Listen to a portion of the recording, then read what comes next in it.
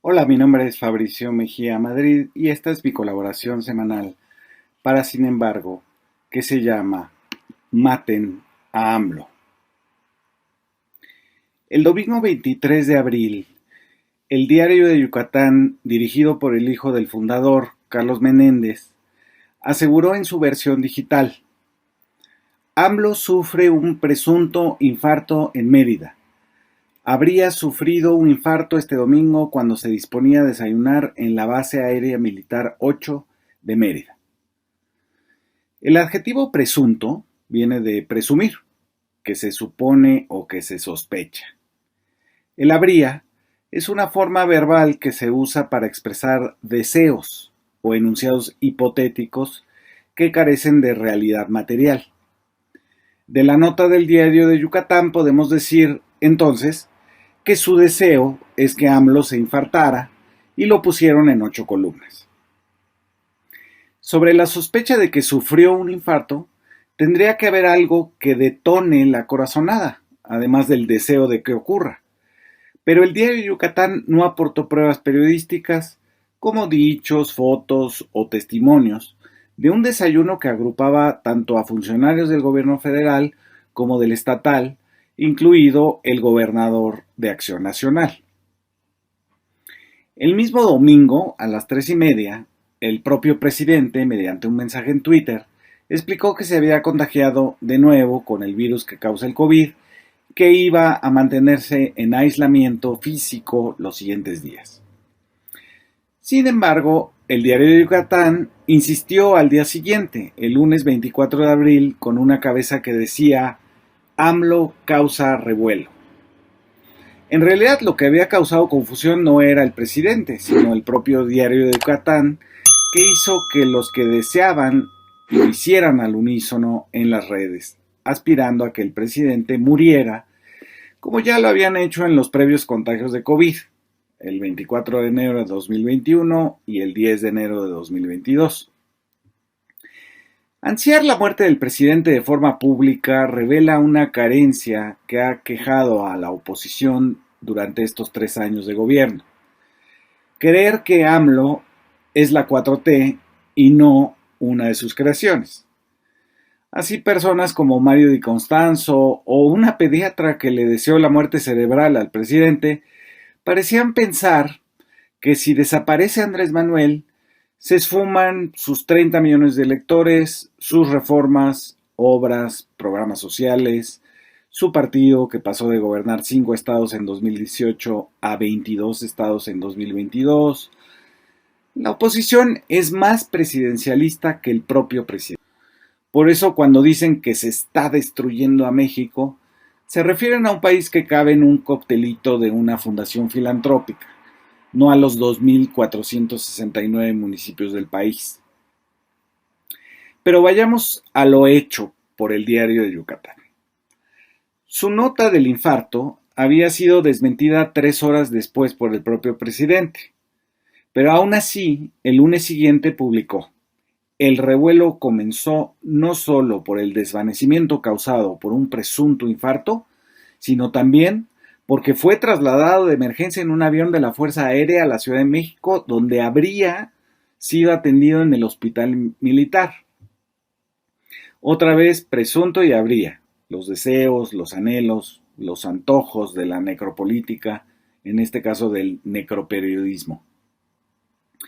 En la conferencia de prensa del lunes, el secretario de Gobernación informó del estado de salud del presidente con el COVID y que se escuchaba mormado. También lo hizo el secretario de Salud, Jorge Alcocer. La propia esposa del presidente, Beatriz Gutiérrez Müller, habló del tema en uno de los fandangos por la lectura que se realizaba en Tabasco. Dijo: el presidente está guardadito, reposando como debe ser. Todo lo demás que se haya dicho ya queda en la inventiva de quienes quizás no tienen mucho que hacer. Pero el Diario de Yucatán insistió el martes. Dice: la información proporcionada por este periódico fue corroborada con fuentes extraoficiales con acceso a instancias militares y policíacas. Si sus fuentes son extraoficiales y tienen acceso además a las instancias militares, ¿de quién estamos hablando? del jardinero, del mayordomo. Siempre es culpa del mayordomo. Luego, para responsabilizar a alguien más, el diario Yucatán desliza: todo se intentó confirmar con fuentes oficiales, pero no respondieron. Bueno, cualquiera sabe que las fuentes oficiales no iban a confirmar el infarto porque ya habían informado que era COVID. Y esas fuentes sí tenían nombre: el mismo Andrés Manuel, el secretario de Gobernación, el secretario de Salud y la esposa del presidente. Entonces la oposición empezó a pedir pruebas, es decir, un video. Es esa misma oposición que el 7 de diciembre de 2021 dijo, a través de López Dóriga, que el video del paseo en el tren del aeropuerto Felipe Ángeles era con un simulador. La misma oposición que pedía un video como prueba de la salud del presidente era la misma que unas horas antes había dicho que quien acompañaba en la foto en Yucatán al presidente en su última gira, que se suspendió por el COVID, era el abogado del Chapo y no el expresidente municipal de San José Iturbide, Guanajuato, llamado Javier de la Vega. Pero esa posición, despolitizada y necroperiodística, las imágenes no son prueba de que estén equivocados, pero insistieron en pedir la prueba videograbada simplemente para responsabilizar al propio gobierno o preocupados por sus comunidades. Para Krause da igual que el periodista cuestionado sea Loré de Mola, que ni siquiera vive en México. Están juntos en tiempo y espacio y por lo tanto, quien debe probar que no están relacionados en causa y efecto, pues es el mismo acusado. Una verdadera sandez.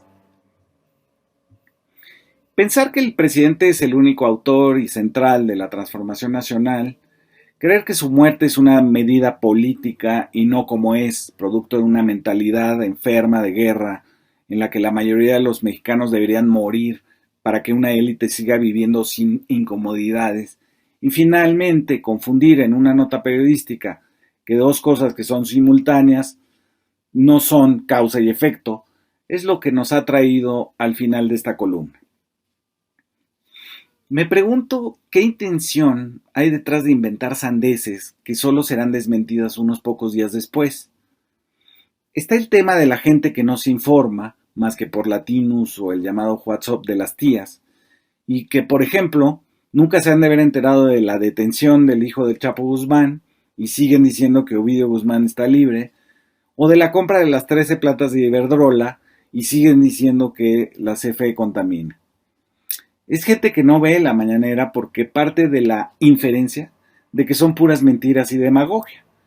Pero esos mismos malquerientes de la mañanera ahora demandan un video del presidente. No los entiendo, embarrados en el lodo de los deseos de muerte para el presidente de la República. Y no tengo más que decirles, como dice el propio... Drogas. Buenas noches.